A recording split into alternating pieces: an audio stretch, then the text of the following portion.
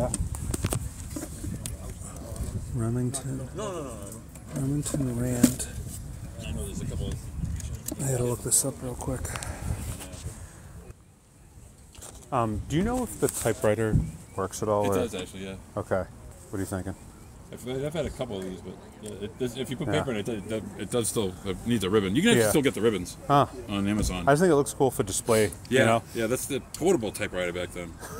Crazy. I don't know. What do you think? $5? I'd do 15. We'll call it 10. Okay. Okay. Yeah. Top of it somewhere, the cover. Do you have it? If you have the cover, I would. Is this it? Yeah, that's it. Yeah. Okay. Thank you, sir. I'll keep looking, see if there's anything else. Just kind of looking around, see if there's anything cool to grab. The stuff on the towel is like $3 for $1 or something, and okay. whatever.